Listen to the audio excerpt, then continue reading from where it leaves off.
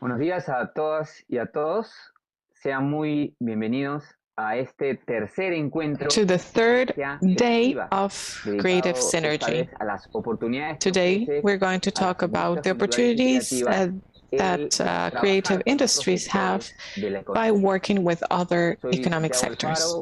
I'm Santiago Alfaro, founder member of Latin American Creative Platform and one of the organizers of this event, along with Fábrica de Medios from Chile. Black Latin American Creative Platform has members of 8 countries, and we have gathered to contribute to the economy of creative industries, and we've done that by developing capacities and transmitting knowledge. I always say what Thomas Jefferson used to say, which is that when you light a candle and you use it to light another candle, it never goes off. And that's why it's a good explanation of how ideas can spread, and that is why events like this one are so relevant. We are starting this bigger project which is called Creative Synergy, with several projects that include this meeting, this cycle of conferences.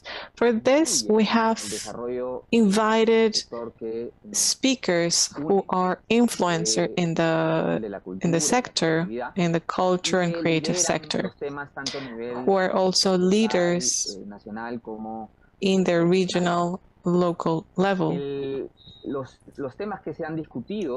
The topics that we have discussed so far include the digitalization and the challenges that come with migrating the sector of creativity and culture into the internet world. We've seen how new regulations have been necessary to implement that. That is why we see that SMEs have to struggle with bigger companies who are predominant in the cultural and creative sector.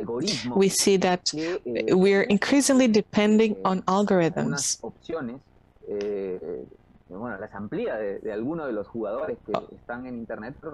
And we see that big players are in control of those technologies, so there are smaller creatives that are lagging behind. That is why we think it's relevant to have a more creative and synergical industry. On the second day, we talked about the importance of developing cultural industries and creative industries, along with public and private funding. We saw a few examples from different parts of the world, and today we're going to talk about the strategies and mechanisms by which a company or a cultural project can connect with other areas of the economy that can be retail or health or tourism, which are sectors that we usually work with.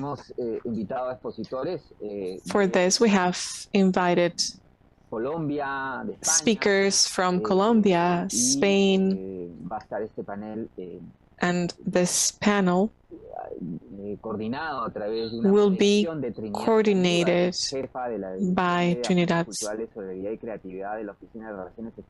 Salivar from the IDB, who's an agitator on the topic at a global level. And before we move on to the discussion, we're going to introduce you what we call capsules. We think it's also important to renovate in our formats. We believe it's important to synthesize experiences in a few minutes. And thanks to the work of Fábrica de Medios, we have prepared these videos that gather the ideas of relevant actors in Latin America. We're going to have Catherine Padilla, who's a photographer and social media manager in Venezuela, also Andrea Venegas, object designer, a talk to Sinergia Creativa, creative workshop in Ecuador, also Gustavo Barreda, a content creator from Peru, and Daniel Denetro Vélez, music composer. And they're answering to the question, what are the main advantages of working with the traditional productive sector?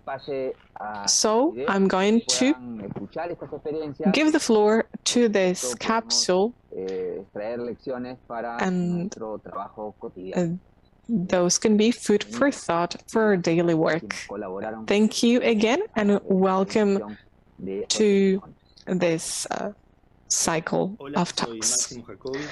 Hello, I'm Máximo Jacobi, one of the founder members of FLAG, the Latin American Creative Platform, and along with Fábrica de Medios and friends and partners from the region, we're building this creative synergy, this cycle of events where we think about ways to build bridges for a better creative industry in the region. Through this third session, we have raised the following question. What are the main advantages of working with a traditional productive sector? We can leverage it a lot. Tourism here in Venezuela is not so stable. And one of the reasons why I'm interested in this project is to do my bit in the advancement of the economy and the country, and also in order to understand that audiovisual creativity can do a lot of things for other sectors, not only in photography, in cinema, in social media. It can go beyond that, beyond what we can even think of. Actually, the creative sector is where I feel more comfortable. I think that this cluster of elements is important. For example, we have different factors in the creative world. We have people who are artists in plastic arts, in performing arts, and I am comfortable as a designer and as an object designer. I feel comfortable working in diverse teams. I think that developing new answers to concrete and real problems that exist in our society and putting together a diversified group of people with different dynamics that we have applied in the Creathon process, I think that gives us answers that are very punctual, very real, and very innovative. And I think that is why as we have different perspectives, that this is what has caught my attention the most in this Creathon of creative synergy. Of course, working online has some disadvantages. However, I believe that this experience has been very rewarding as I have learned to use tools, and I've learned to work in a bigger team. So I think it has been very enriching as an experience. It has helped us to develop creative answers. That is what I think should be applied in all industries, starting from small spaces and with small problems that can arise in different areas. I think that creative initiatives help the team feel comfortable and also express their point of view in such a way that an answer that is not common can be also timely. I think at the Latin American level, we are seeing creativity and the creative industry as something with a lot of potential that is no longer being left aside. And we see that it solves daily life issues and issues that have been raised by the Creathon strategy. And if we don't see those issues as problems, I think it doesn't work. We need to look at those problems and try to answer to them with creativity. I think creativity is a key that can open many doors. I think that these doors many times are not real, or we're not allowed to open them, but at least they allow us to see a diverse panorama, this multiverse, which helps us see other paradigms as we're breaking the old paradigms, breaking the old beliefs that have us in a box. So creativity helps us break these mindsets, and they allow us to go beyond that without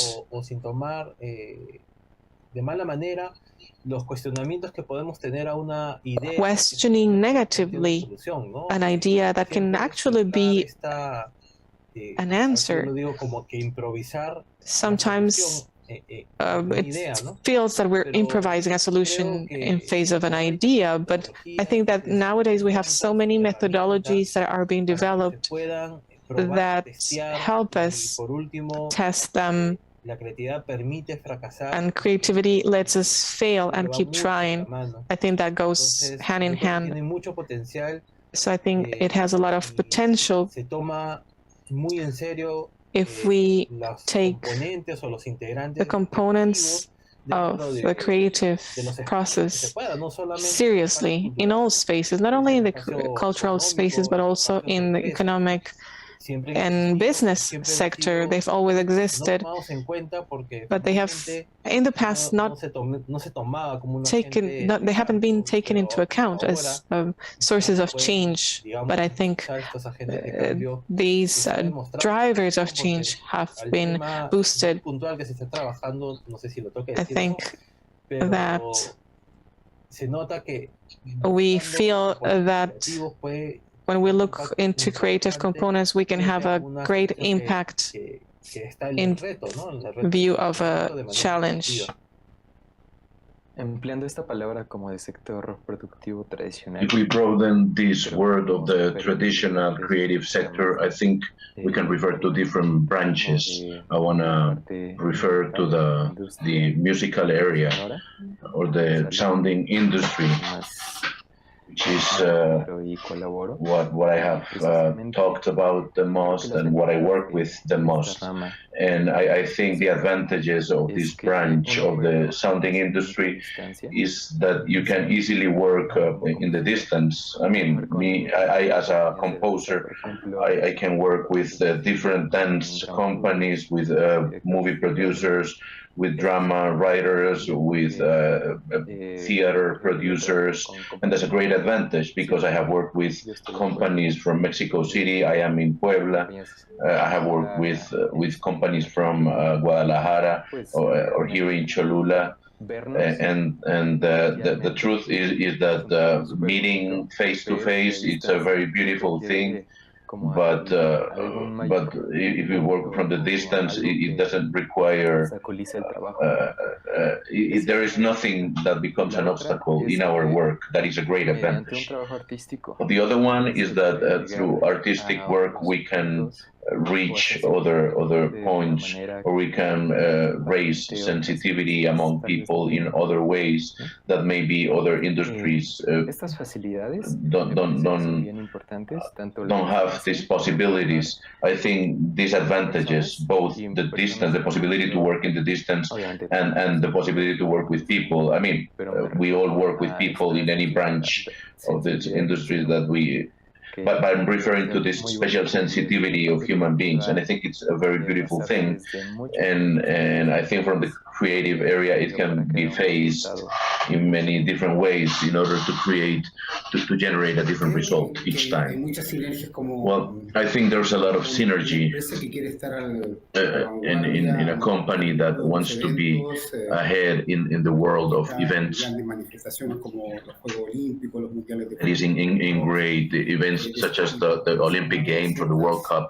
We have organized over 300 fairs. We always require for each of our projects to give the best of ourselves, and so that all the ecosystem involved in all the projects, maybe mining, referring to mining, to construction, or to agriculture, they can experience what it means to be up to what the industry requires.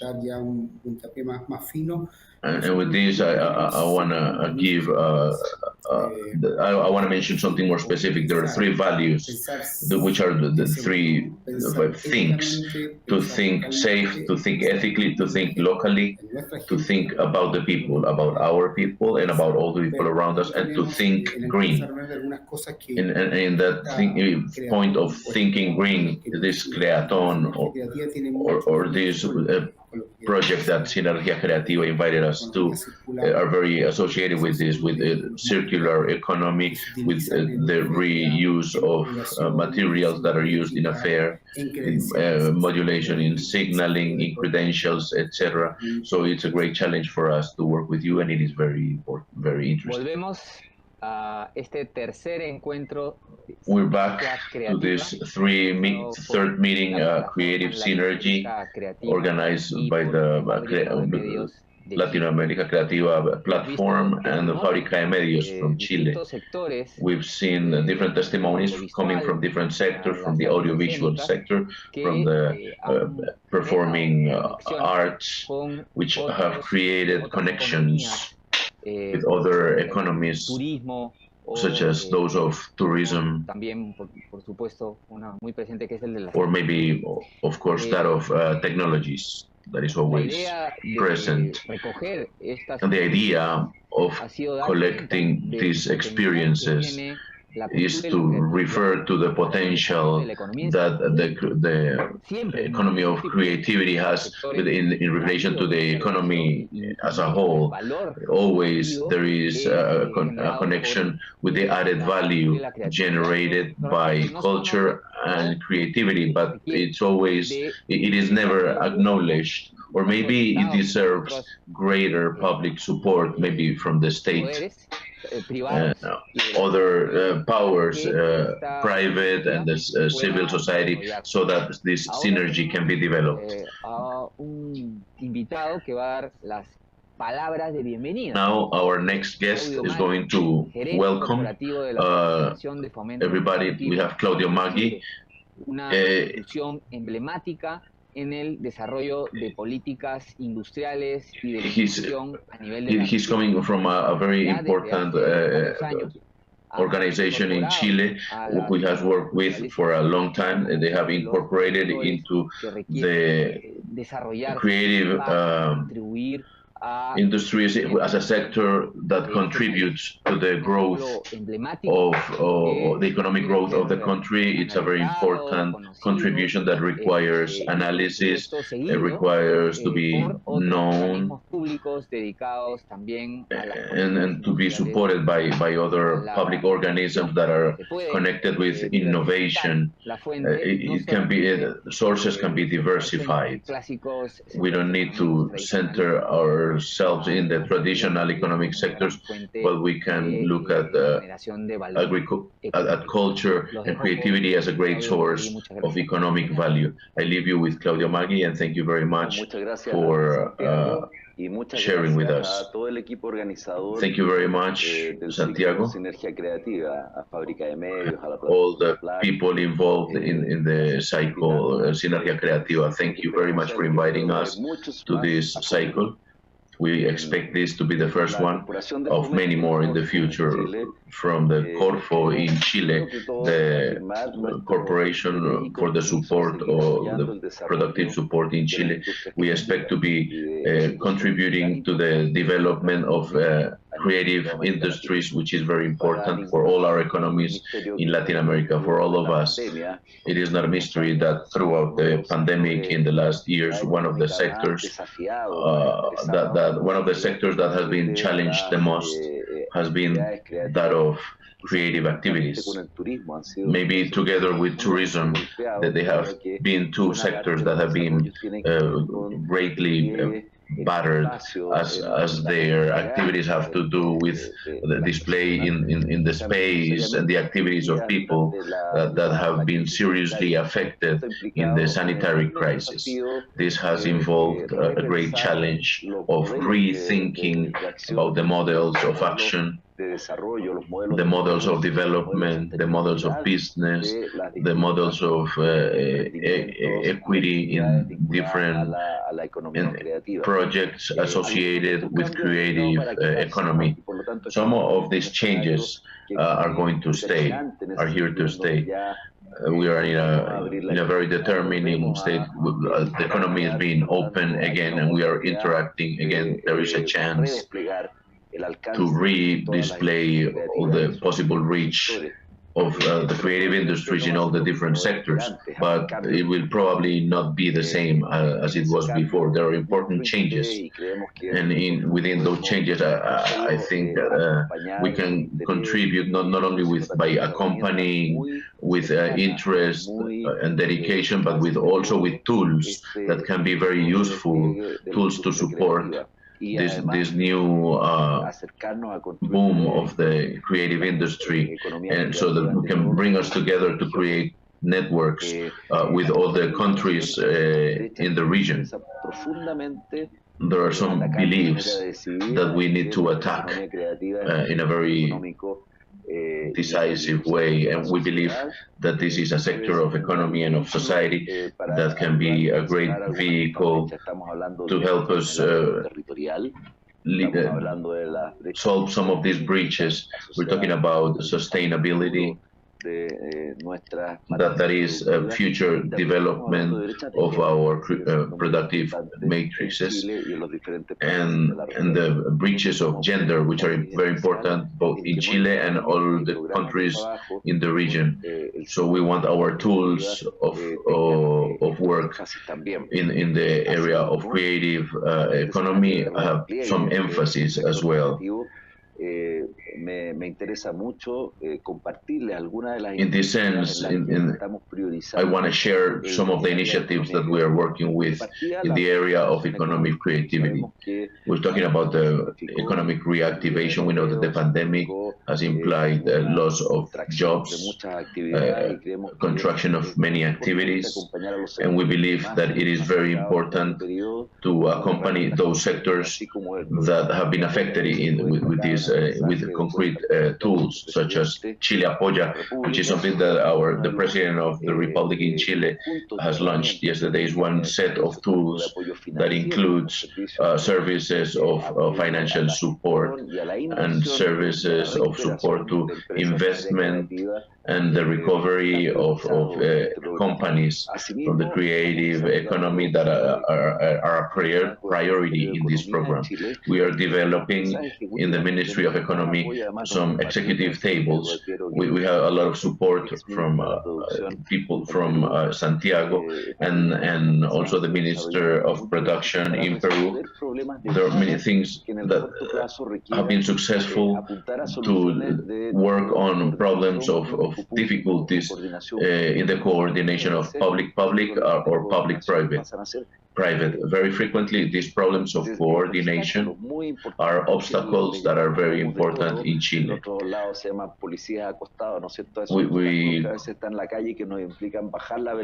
They are obstacles that are on the street that force us to reduce the speed. We want to get over those obstacles so that we can cover our rhythm. We want to reinforce the Transforma program in creative economy that includes different capabilities and skills. Creative Chile is a program that includes a long-term development of the creative economy, the development of exportable services of the Ministry of Treasury, together with BID of IBD, which is involved with the possibility of exporting of the creative economy sector. There is a sector that has other sectors that have had development that is a little experimental, this is associated with the musical and audiovisual sectors, and we want to broaden this program to other dimensions of development of companies and projects throughout the project associated with creative economy. We know that this requires a lot of articulation, synchrony with the private sector, which are the starring actors in this sector, which generates a lot of jobs and is very important for society. But we also want an important articulation with the public sector in terms of heritage and culture, with the Ministry of Economy, the Ministry of Culture, so that we can support this in a broader way, so that we can reach a broader reach. Thanks a lot for the invitation, because in Corfu we want to accompany the development and the new challenges and the sustainability of all these activities involved in this area that is so important for our economy, such as a creative economy. Thank you very much. Muchísimas gracias, Claudio, Maggie, por la generosidad del tiempo, de darse el tiempo de acompañarnos y darnos pistas para seguir el trabajo de Claudio, for giving us those insights about the future of industrial policy and the new rounds that are opening before us to develop the creative industry. Now I would like to invite you to interact with us, and we have a survey prepared for you. You can click on the link on the YouTube chat. And the question is, what traditional productive sector would you work with on a creative project? So you have different choices: the health, tourism, technology sector, etc. And you can also have access to the survey through this QR code. Podrán ver el enlace, ¿no?, que está en el chat de YouTube. Bueno, the link, as I said, is also available on our YouTube channel in the chat. So now we'll give the floor our expert panel coming from different countries, from Spain, Colombia, England, and who will talk about how we can connect our industry with the rest of the economy. And it will be moderated by Trinidad Saldívar, Chief of the Division of Cultural Affairs, Solidarity and Creativity in the IDB Office of External Relations. So I'll give her the floor.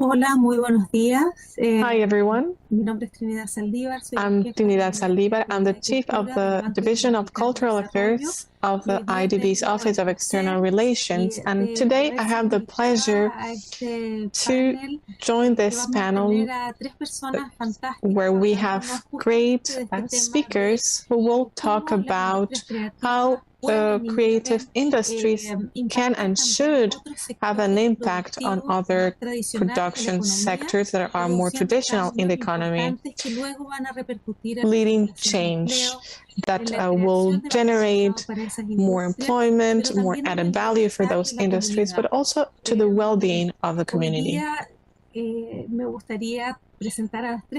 I would like to introduce you to our three speakers. The first one is Cecilia Cardona. She's the leader of connections at El Power Colombia. Hi, Cecilia.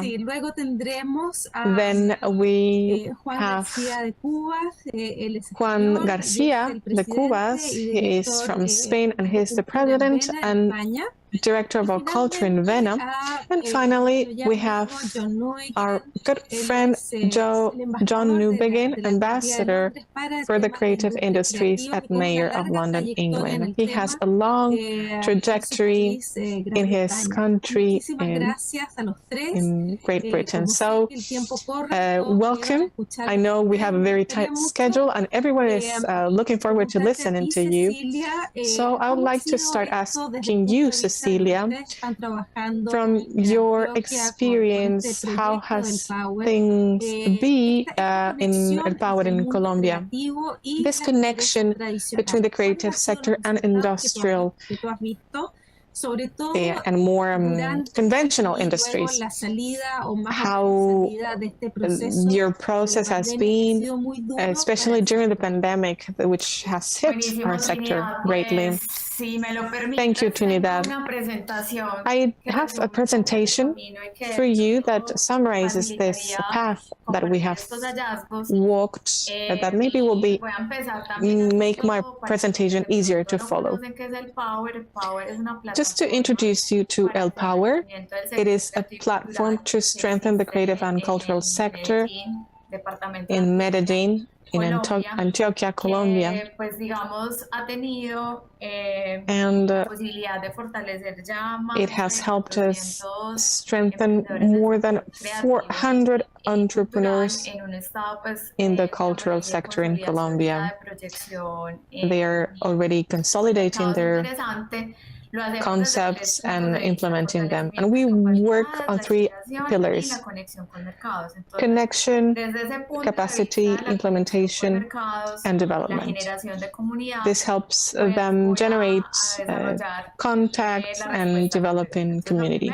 So based on that, I would like to say that from those connections with the market, we have found tools to contribute to the cultural sector. We are working on alliances and having partnerships with the local and global sector in, for example, in the music industry.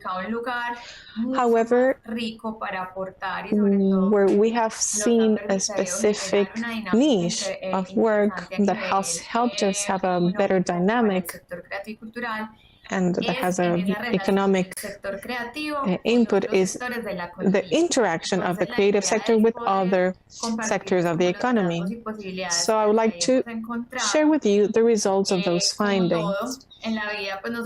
As with everything in life, we had a beginning that was before the pandemic. At that time, we listened to El Power's creative members. They hoped us to be a bridge with other sectors, or between them and their new audiences.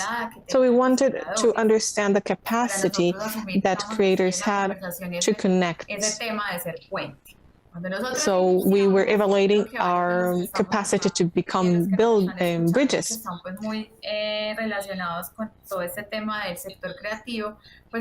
So we found out some things that might be redundant for you, but I think it's worth sharing with you. Out of 77 creative businesses in the city, we saw there's an interest in those who want to live from art and creativity. However, we realized that entrepreneurs in the music industry and performing arts, they have a tendency to look for international markets. But there's a significant section of those people who don't know how to project themselves to newer markets. This is something that is slowly changing, but I think it's worth mentioning this because we see there's still a need from the sector. We also found that creatives working in tourism and cultural management, they said that they mostly have not much work in terms of connecting with other markets. And those who work in the editorial or publishing sector and in education sector, they had some certainty about their projection, but at a more national level. Also, we realized that when we connected this previous idea with their need and goal and looking into their budget to reach new markets, we realized that most of them didn't know how much budget they could use to reach newer markets. And those who were interested in the international market showed that they had a budget of around $100, which is very little to really reach the international market. And also we realized that they hadn't identified the profiles and the segments they wanted to really achieve. And then we had the pandemic. So before we started with this knowledge we had, but with any crisis, new opportunities come. So we realized we had to take time to understand how we relate with national companies and initiatives so that we could also educate our current partners so they can connect better. So it says this is what happens when connectivity starts occurring. The peak time becomes, or the climax time becomes relaxing and creative.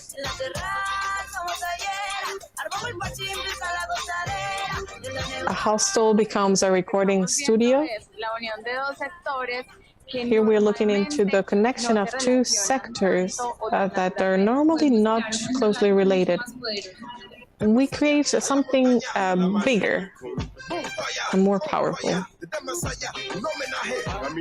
Business market, creative culture, and strategy.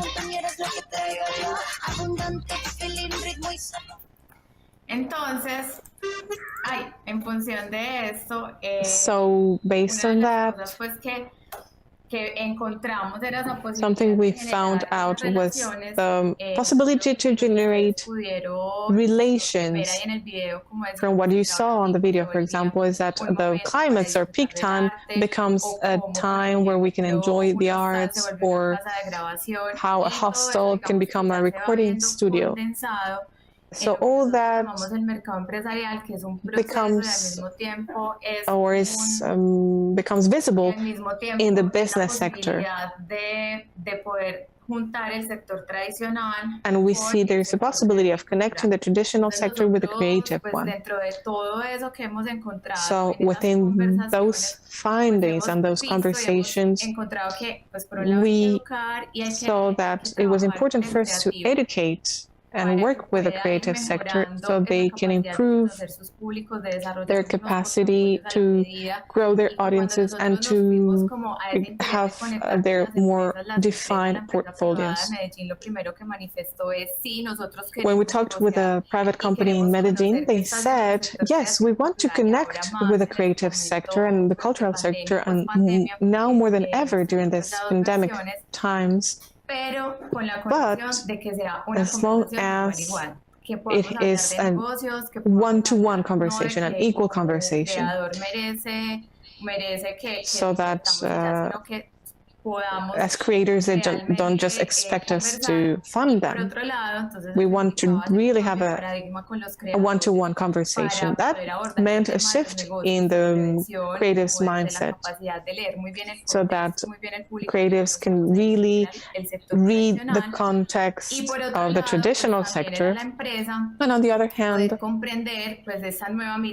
for businesses to see the new opening from the traditional sector, because we saw there were new possibilities happening, and there's a possibility of creating change. So they said for 2021, a big offer can happen in mental health, for example, in music. So there can be specific activities in the mental health sector through creative projects. So there we had a first pilot project in the business sector where we had 37 entrepreneurs and also health companies, and we had a specific budget that led us to have these 73 buying companies and 50 creators, and sent more than $700 were exchanged or moved throughout this project. So this shows how we can have an actual conversation that can benefit everyone. Cecilia, yo sé que te vas a tener que ir pronto, así es que solamente quería hacer. Cecilia, I know you have to leave soon. I want to ask you a question. There is one of the things that came out in the study that you did is how diverse this world of this creative world is, and in terms of how developed it is. And I guess one of the most important issues was that of informality, or the fact that the creators are not formed as a company. What kind of reception did you have? Were you rejected, or how was it to bring closer the private sector and this creative sector? I guess there were some conditions to surpass it. Yeah, of course. One of the important things is that given that there was an interest from the creative people to access that market and to be able to have that connection with the companies, I think that was important. That was an important motivation for them to work on formalization. Besides, because the resources that we have to work on this issue of the connection with the markets is with companies that are laborally formal. So this became an aspirational issue to be able to participate in such processes, and all the entrepreneurs that took part in these markets, those who participated this year, all those entrepreneurs are already formalized, and they are capable to have business to do business with companies. This is a very complex issue. I try to go quickly. We departed from a very deep ignorance and only the wish, and we have accompanied creators step by step to understand what it means, for example, to come to these markets of the entrepreneurial market.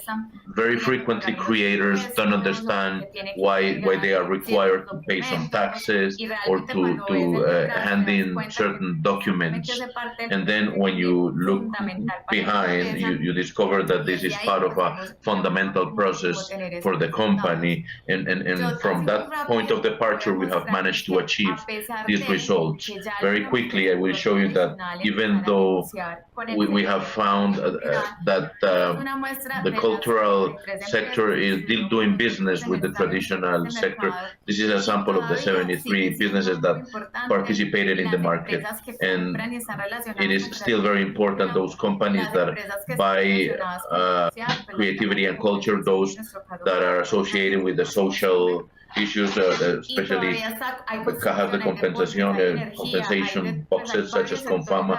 There are different sectors such as sports and others, but it is still not a very easy relation and easy connection for the same reason.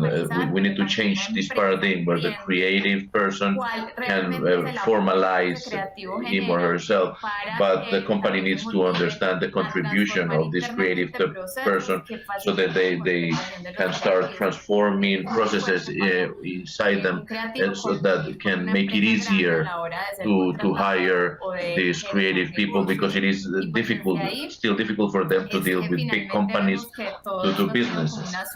And I think that from there, this has been a process of educating both sides, educating companies so that they feel the power of creativity and culture, and on the other hand, to educate creative people as well. Now I want to close with this process of deepening our relation with companies. The community of creators is approaching challenges of the city. This issue of the change of behaviors of the passengers of the metro, for example, is a sample of the trust of some companies. This is the sector, the transport sector. This is the biggest mean of transport in the city. Trusts the creative sector, and they're trying to face one of the biggest challenges that they have, and it is dealing with the users at the doors of the metro, so the solution is working together with the creators and with the companies so that they understand how they work and relating with each other. Thank you very much, Cecilia. Now you have touched certain things related with the pandemic and certain lines of business that are associated with health. And our next guest, which is Juan Garcia from Chile, from Cuba. He is the president, the director of Cultura en Vena from Spain. The same as Cecilia, he is also an artist. He's an architect. He's a designer, a museographer. He's a very interesting curriculum. And he has a trajectory, a very interesting trajectory associated with museums. In year 2019, some kind of a premonition. You created Cultura en Vena. It was precisely taking art to a context such as that of the hospitals. It was an idea that later during the pandemic, I guess, I think it's very obvious, I guess it became a lot more relevant. And it made this, it changed our priorities and our values, both in the worlds of health and the world of culture. I would like you to share with us how the process has been. Congratulations for the initiative. If you haven't seen it, Cultura en Vena, I suggest you check out what they do. Thank you very much, Trinidad. And thanks to all the organization of the cycle, of the Sinergia Creativa cycle, and to those who connected us so that we can be here. It's an honor for us to share our knowledge with you. This time, as you're saying, we want to talk about the connection between health and culture. It generates great illusion in me, the possibility of sharing this with you, with Latin America. We have an internationalist vocation, and being able to share our programs there is a great pleasure.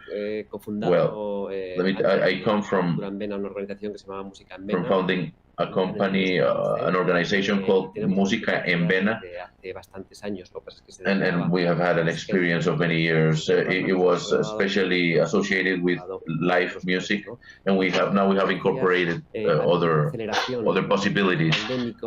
In these times of pandemic, there has been an acceleration of processes that came from before. Now both health and culture are acquiring new meanings. They are assuming creating new places in the scale of values of people and in places that are very important. I think we are at a very important moment for the development of a new sector of activity, which consists of the sectors of health and culture, which haven't traditionally been very close, or not as close as they should. I think a hospital could be a place of cultural action, and a cultural institution should be familiar with its responsibility in the health of citizens.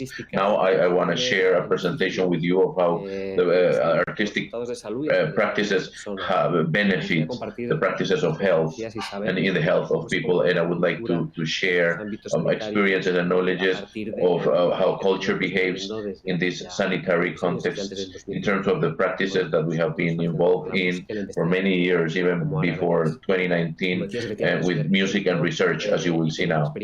As you said, I'm an architect. I have experience with cultural studies for a long time. I'm associated with exhibitions, with music, and from 11 years ago we have supporting projects, transforming projects where culture has special abilities in order to improve the hospital facilities, both for patients and the families of the patients, but also for the sanitary personnel. When I started in 2011, I never thought that I would experience so soon a scenario like the one we have been through recently.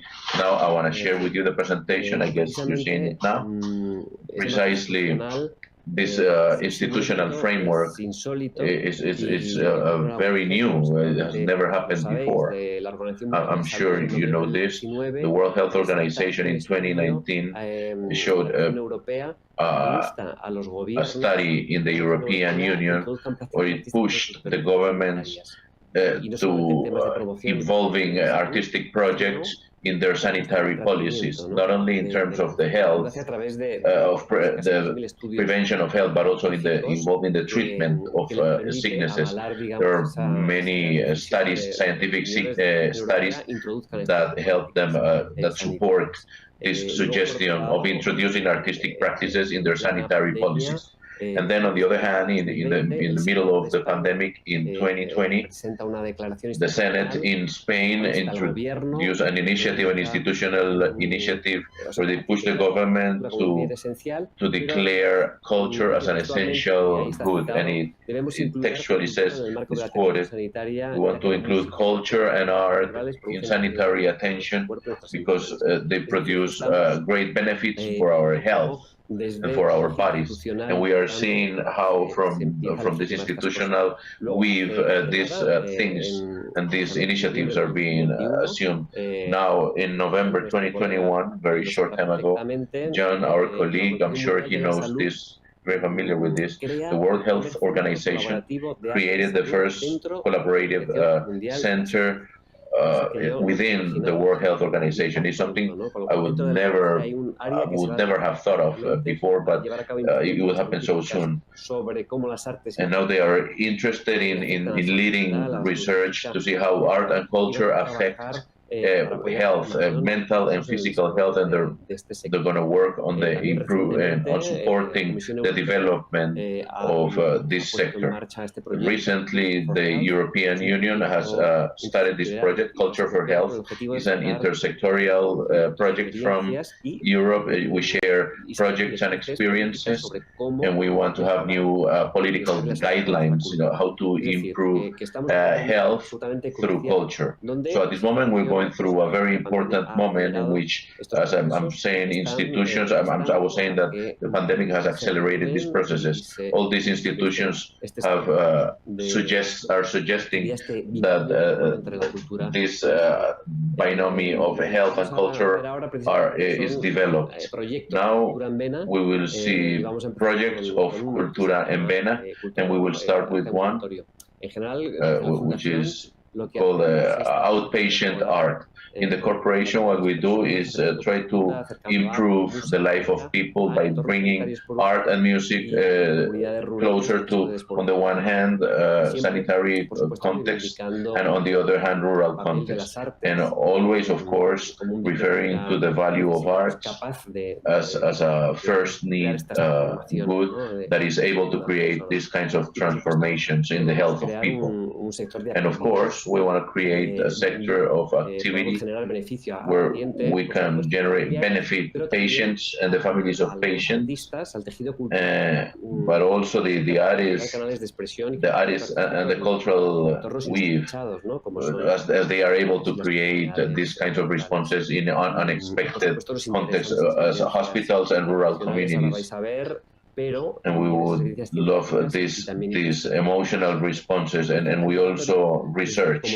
So outpatient art, as I said, is we took exhibitions to hospitals, as you see, in halls, in waiting rooms. These are images of one of the exhibitions that we're currently having in a hospital. And these images are from the Prado Museum. And this is a very singular way of treatment. Mediation is the most important thing. How we explain these works, how we introduce them, and we connect them with people who don't have any interest with culture or who don't have any connection with it. These images that you're seeing are from hospitals in Madrid, in Zaragoza, very important hospitals, tertiary hospitals, the waiting rooms, hospitalization rooms in oncology rooms, and all the images have QR codes that take us to the Prado Museum website, in this case, or also to our website that explain the work from another place, from challenges, from contradiction, with humor, etc.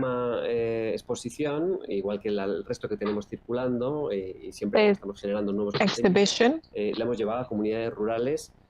is related to rural economies. We have brought it to rural areas because we can see that in more rural Spain, there's high territorial inequality.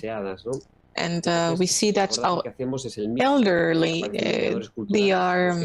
they feel isolated. That's why we brought exhibitions to small towns with facilitators who could explain about the exhibition, and they would educate the audience. For example, here we see this young man who became cultural mediator at Vena Culture. That was his first job, and he had the opportunity to go to the town where his grandparents lived to be a facilitator. So in these encounters, we have the exhibition, there's also a concert, and always we have cultural mediators who connect culture with reality and people's daily lives. There's also a project that we call Culture of Urgencies. It is a competition that took place in 2020 online, and it was funded by the German Embassy and Madrid institution, and its goal was to bring culture to the health sector. And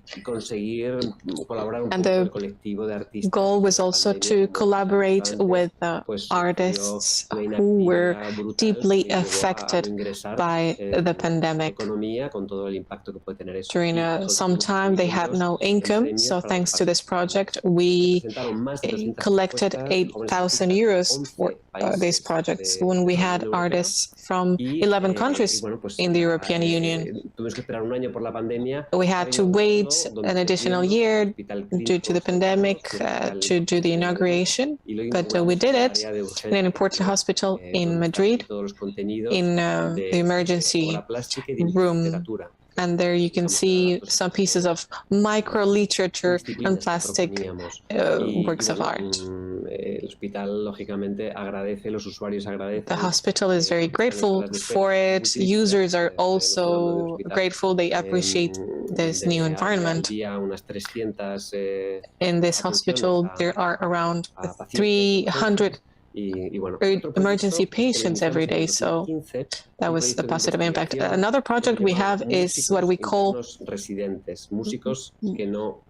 intern resident musicians, and this was the result of bringing for years music through volunteers to these spaces, and we saw the amazing results that music had on people. So we did a clinical research with 12 de Octubre Hospital in Madrid, and we started in 2015 to 2019. And the main goals were to have medical research to assess the impact of music on patients, and also to improve the health system and to generate work for artists. We worked with 46 musicians who worked in different areas of the hospital, for example, neurology, pathology, rehabilitation, and other areas. So we could consolidate musicians' presence in the hospital. We improved patients' experience, and we saw how the hospital environment improved. Of course, we were supported by the healthcare staff. It also helped us contribute to improving the work expectancy or the working conditions and prospects for artists in the sector. And what do the health staff work about this, and the users and musicians think about this? And so we carried out a survey, and the results are quite interesting. 87% of health staff would use plastic arts as a positive influence, and 78.3% would use arts in their daily life as they see the benefit of it. I'm going to play a video. Hopefully you can hear it. Parece que no se escucha. Y llamándome fundamental para el cuidado de... Bueno. Tenéis en nuestro canal de YouTube. Well, on the YouTube channel, you have interesting videos where you can take a look and see how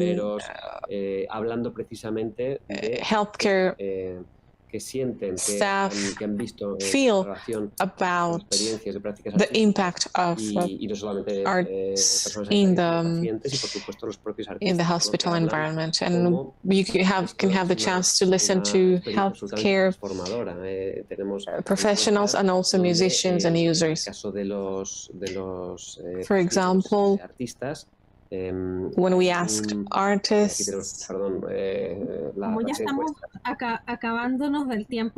as we have a very tight schedule, I would like to ask you something.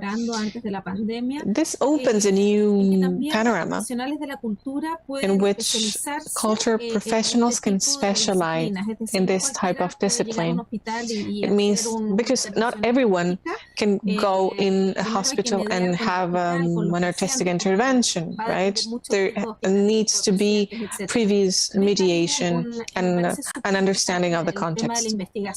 So this opens the door for further research. And it's interesting that you have metrics on that. Los profesionales de la cultura necesitarían también una especialización, It also una manera de poder saber tratar comes to show that artists need to acquire knowledge in order to be able to interact with the health system. Correct. At the moment, there are channels or realms like art therapy and music therapy where the link between health and art exists. In our team, we have music therapists and art therapists, and they're interested in seeing how being exposed to arts has an effect. By the mere fact of placing an artistic expression in front of a patient and having them enjoy that experience, how that can generate change. We work auditioning artists in order to have the best artistic experience. Of course, we consider their empathy and also their endurance in challenging environments. We also train them to adapt to this environment, not in the musical or artistic aspect, but more training related to the context where they can work. It's also important to think that culture can become an ally for the health workers. And also the health workers are waiting for artists to knock on their door. Thank you. Juan, we tend to ask ourselves, what does culture need? But it's also important for us as the culture sector to wonder what we can do for other industries so that culture becomes an asset, something that is politically relevant. And now this leads me to our next speaker, John Newbegin. I think you can listen to the translation, right? So I'm going to continue speaking in Spanish. It's a privilege to have you today with us. And based on your experience in the UK, how has the relationship between the creative sector and the industrial sector been so far? What steps have to be taken in order to have a more fluid relation so that the traditional sector in the economy understands the value that the creative sector can bring to their businesses, their services. I remember that in England, you worked with a voucher system, and at the IDB, we have implemented this voucher system that has been quite an interesting experience. So, John, I'll give you the floor so you can tell us more about your experience, and then I'll ask you a couple of questions. Trinidad, thank you very much. It's a great pleasure to be participating in this program and the fascinating contributions from Juan and Cecilia. Excuse me, I'm having some problems with my sound.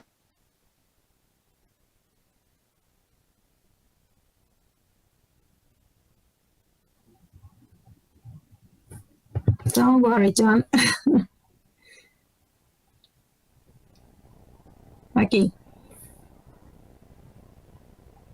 Now we're not listening you. You're muted, John. It seems you're muted. We don't hear you now. It seems you're muted, John. We still can't hear you. No. We can't hear you yet. maybe somebody from the organization could help you with this. Yes, hello, Ms. John. Can you please... Now is it working now? Yes. Now it's working. Okay. I'm sorry. Because I have two channels going, it's very, very confusing. Let me just... You need to close the Zoom, please. Yeah, I will close my Zoom. Oh, just mute it. Okay. Is that okay? That's okay, thank you. Finally. So thank you, Trinidad, and good morning, good afternoon, everybody. It's a great pleasure to be participating in this. I would like to try and put some of the comments that Juan and Cecilia have made in a slightly larger context. Because what do we know about the pandemic is that it revealed both the fragility and the resilience of the creative and cultural sector. It revealed the fragility because so many people working in the arts and cultural sector live very precarious lives, and so much of their work depends on interactions, direct interactions with other people, and all that came to an end during the pandemic. But also it revealed the strength of culture because it really demonstrated for all of us that culture is the core infrastructure of our society. So as we come out of the pandemic, I think, amongst other things, there is a greater recognition of how important culture and creativity is in our lives, not just in the economies of our societies, but in the social and cultural infrastructure of our societies. And of course, the other thing that the pandemic has done is to accelerate the growth of the online world, and creative disciplines have a huge amount to contribute in this sector. So what's changing going forward in the relationship between culture and creative economy and the rest of the economy? One thing is that we recognize that it is far more important. One thing is that we recognize that the digital world is here to stay in a way which we had not really had to anticipate before. It is now central to almost every area of economic activity. And we've heard from Cecilia and Juan about the relationship between creative work and health. The same can be true of education. I'll give you a little example of how I think some of these things we have not really begun to explore how significant the relationships between the two can be. And I have two short examples. One is an organization that I helped to set up called Creative England. And we ran a program with our National Health Service tenemos un programa con el Servicio Nacional de Salud, el Servicio Público de Salud, que los hemos estimulados a invertir en compañías de videojuegos, porque dijimos que los videojuegos, la creatividad del mundo de los videojuegos puede ayudarles a ustedes a entender cómo trabajar con ciertas enfermedades. Games companies began to be involved in developing programs and activities and games that were making a significant clinical contribution to the treatment of early stage dementia. So there was a direct relationship between the particular discipline and creative skills of the games developers and what was going on in the health service. And out of that grew a much wider program, which was that the health clinicians began to ask the people working in the game sector, can you help us redesign our web interfaces so that we have a better communication with the public, and our communications are better, our public health communications are better.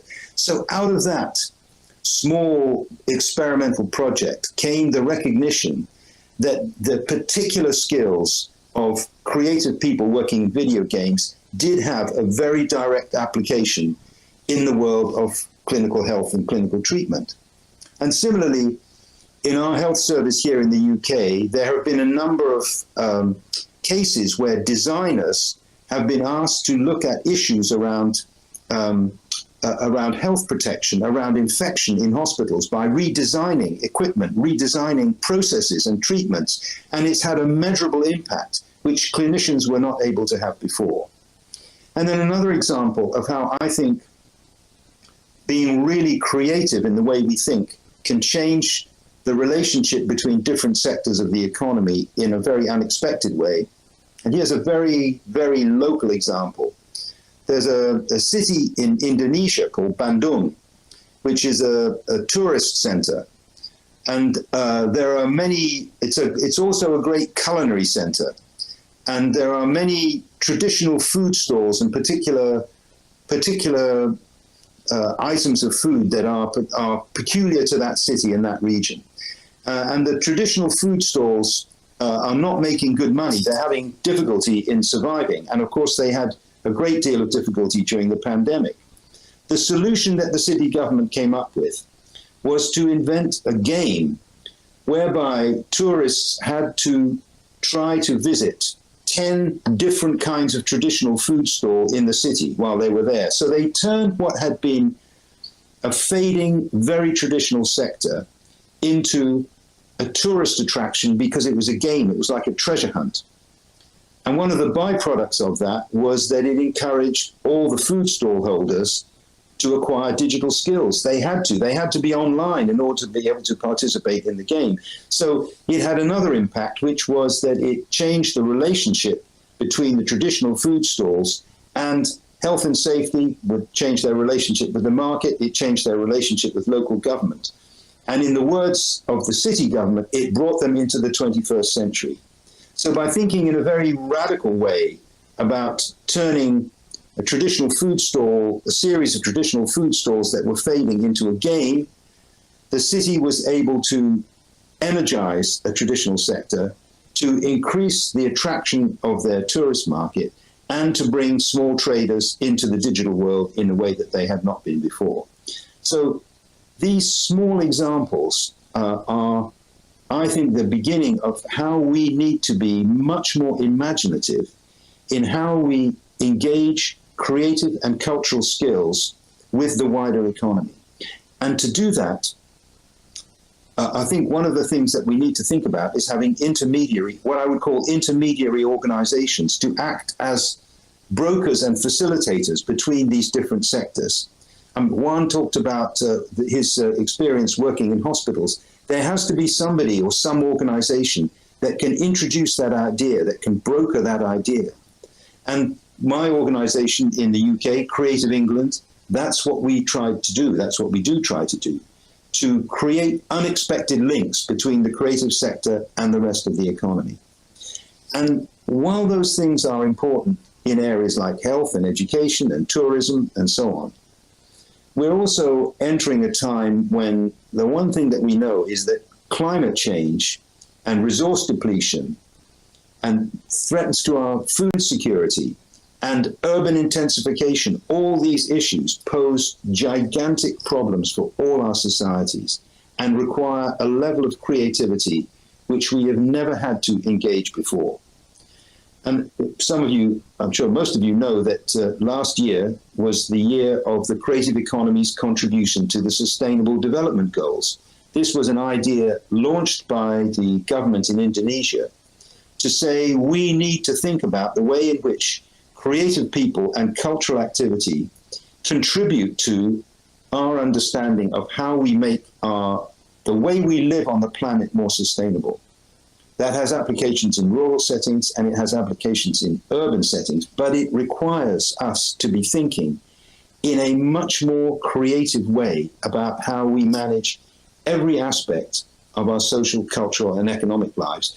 So it's not just about how to engage the arts and cultural activity in the economy. It's about how we rethink some of the fundamental precepts and values that govern the way we manage the public realm in all our societies. And I think of the ancient Athenian oath of citizenship required citizens to promise during their lives to make Athens wealthier, but also more beautiful. And I think we have not really tended to think very much about beauty when we're thinking about economic growth and urban growth. And that is something which we now need to be considering much more closely. So I think one of the issues in the creative and cultural world is in economist terms, we always look at supply side issues. We look at How do we get more investment into culture? How do we get more skills into culture? How do we get more people working in culture? I think the question we should be demanding is, how do we persuade governments and businesses and financiers to recognize that they need to be engaging far more with creative and cultural solutions than they have in the past?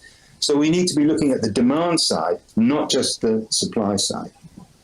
And an interesting example of this for me took place about a decade ago in the UK, where the government invited a group of senior business and academic people to look at innovation in the British economy. And one of the issues that they focused on was how we use public procurement. In other words, how we use the enormous purchasing power of government to solve the problems of our society. And one of the things that this report said was, we are not nearly imaginative enough in thinking about how we use the talents of creative people to solve the problems of our economy and our society. One of the recommendations was that every board of a major company should have at least 2 artists on the board of directors. A wonderfully imaginative and brave suggestion, which of course was not taken seriously by the government. But another statement from that report, which I'll just read to you, is the issue is not simply whether a solution offers value for money, or even if the best value for money of the options that are considered. It's whether a greater value could be obtained from a more innovative solution, perhaps by looking at the problem in a wider context. In other words, they were saying, government in the way it does business, in health, in education, in planning, in building, in every area of its responsibility, often looks for the cheapest and most practical solution. But by thinking about a more innovative solution, it may be that we come up with something which is better in the long run, better for the economy, better for the society, and better for the planet. So I think the question that we should be asking is not how do we improve the supply side of the creative and cultural economy, but how do we improve the demand side of the creative and cultural economy and make this central to the way in which we manage our economies going forward. Because the one certainty that we know is that if we don't do that, then our cities are in trouble, our climate is in trouble, our food supply is in trouble, and that's why we ought to be thinking very, very ambitiously about the role of creativity and culture in the way we manage our affairs going forward. Thank you. Muchas gracias, John. Me quedo con las palabras de tuyas, John. I can't hear you, Trini. Thank you very much, John. Hay que mandarle un mensaje que tiene que poner. We have to send you a message. Nuevamente. You have to activate your Zoom again. Yeah. Okay. Okay. Me quedo con las palabras finales de John. Creo que I will remember the final word, John's final words, is something that we have been discussing recently, and is how culture should be on the table of decision of many of these areas of economy or of the government. So I like what you're saying a lot, this idea of having people from the world of culture in this board of directors. We know, for example, from a study that was done some years ago, the case of some companies in Silicon Valley, many of them have designers or somebody from the world of creativity in their board. This is a more frequent practice among them. And this is precisely with the idea of how to unchain creativity and find solutions for the problems and challenges of current contemporary society. Now we need to close. I want to thank you, both Juan and John, and Cecilia, of course, from a group, these interventions from different possibilities,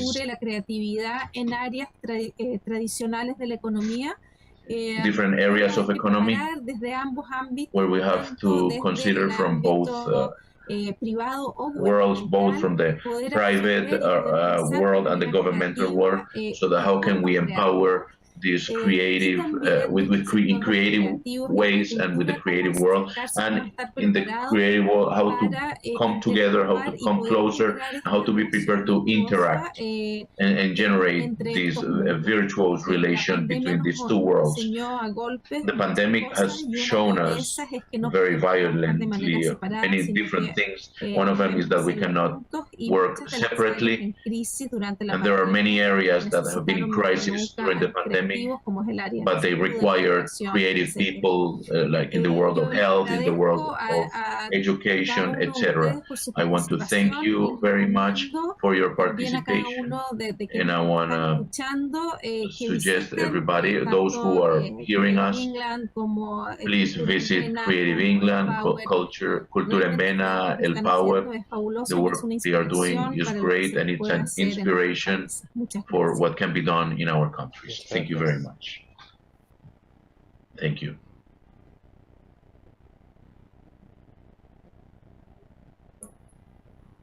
You're on mute. Estás mute. No se escucha.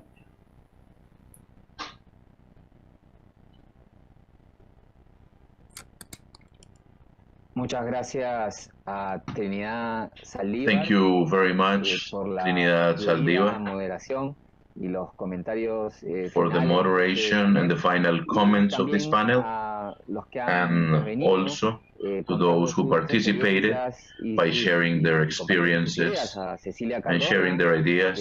Cecilia Cardona from El Power, Juan Alberto Garcia, the president and director from Cultura en Vena, and John Newbing, the ambassador for creative industries from the City of London. We also want to thank the welcome words given by Claudio Maggi.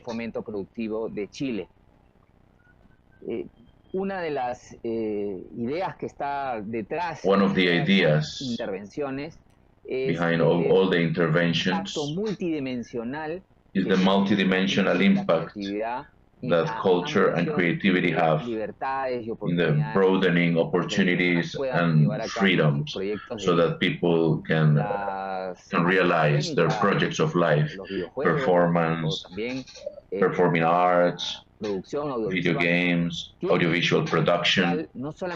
They all have the potential not only to create new jobs and contribute to the internal gross income, but they also allow the cohesion of community to generate links with public space, to develop identities, and to contribute to closing different inequalities that condition contemporary societies. Such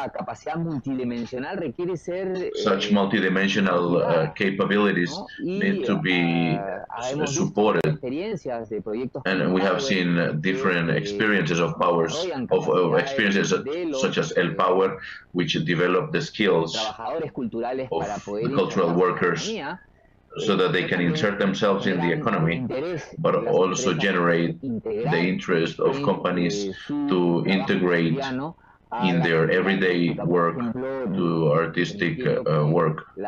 For instance, allowing mental health of workers to benefit in a commercial company through workshops of performing arts. We have seen the experiences in Spain, which have also been mentioned, and what has been mentioned about the UK in terms of public health, by using music and visual arts as a tool to prevent disease, to connect with nature, with emotions, and to avoid the broadening of morbidity indexes.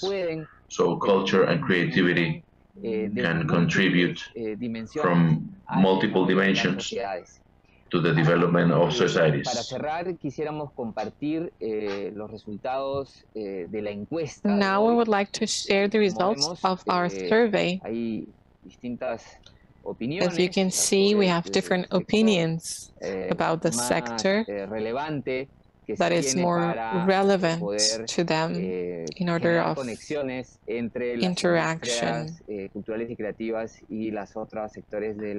interaction between more conventional industries and the creative industry. This survey has been the result of your interaction as part of the focus, the approach we have had, which is to integrate different sectors and also to connect the audience with creators. After looking at the results of the survey, we would like to thank you. We would like to thank all our guests. Here you see the results. Thank you to all of you who are following our work.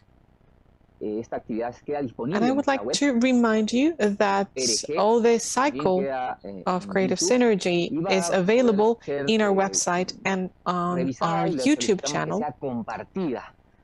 So please share it. It's important that these ideas can spread, because they will certainly nurture new projects. We hope they will contribute to our society's development. This is the end of our Encounters Creative Synergy. However, our projects, Creative Synergy, Sinergia Creativa, has more activities in line. So please follow our project on Twitter, on our website, and keep yourselves posted about these projects that want to spread the message about the value of the creative industry. So with that, I would like to say goodbye to you and thank you, and I wish you all future projects.